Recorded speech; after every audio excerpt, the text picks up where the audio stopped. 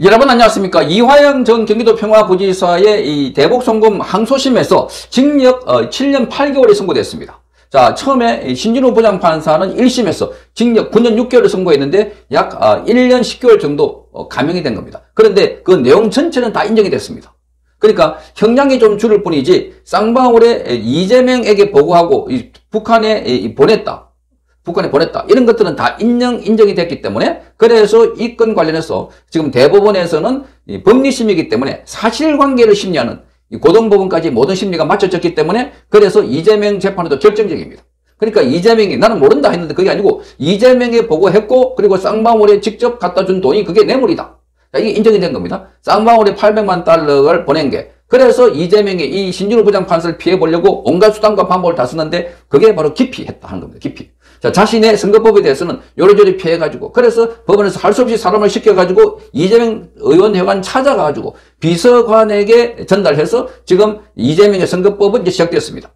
자, 그리고 이재명의 대북 송금 사건 이것은 바로 기피 신청을 했다. 그러니까 신진우 부장판사가 그 앞에 이화영에 대해서 중형을 때렸기 때문에 자신도 이미 유죄의 그 선입감을 갖고 있는 판사의 재판을 못 맡겠다는 겁니다. 근데 항소심에도 그대로 지금 인정되면서 징역 7년 8개월 중형이 선고됐기 때문에 자, 이재명의 중형도 불가피하다. 그래서 이재명은 필사적입니다. 지금 감옥에 가서 평생 썩느냐 아니면 대통령 되느냐 뭐 아니면 또 도박을 하고 있다 이렇게 봐집니다. 자, 재판부는 이재명 민주당 대표를 둘러싼 쌍방울 불법 대북 송금 의혹을 사실로 인정했습니다. 자, 수원고법의 문주형 부장판사. 형사 1부입니다. 오늘 오후에 이화영의 외국환 거래법, 특정범죄 가중처벌법 등에 대한 이 선고에서 자, 이렇게 판결했습니다. 징역형과 함께 벌금 2억 5천만 원. 그러니까 징역 7년 8개월에다가 벌금 2억 5천만 원. 추징금 3억 2,595만 원도 선고했습니다.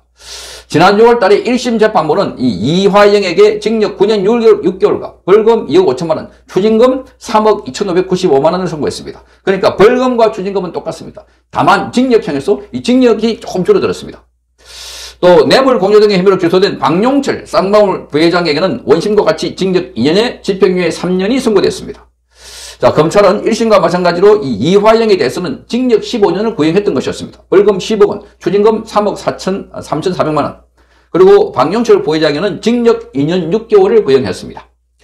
자, 이 이화영은 이재명이 도지사였던 2019년도에 방북 비용 300만 달러, 그리고 북한의 스마트폰 비용 500만 달러, 이 800만 달러를 자, 북한 측에 쌍방울이 대신 내게 한 혐의로 기소가 됐습니다.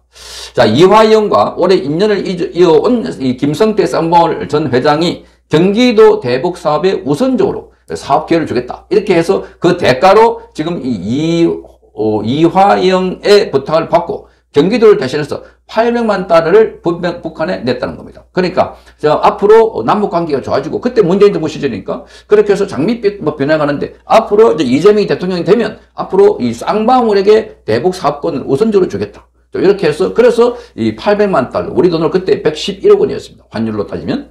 그래서 그 돈을 주고 재벌의 꿈에 부풀었던 게 쌍방울의 김성태 회장이다. 자, 그런데 이재명은 지금까지는 나는 그거 모르고 이화영이 다 했다.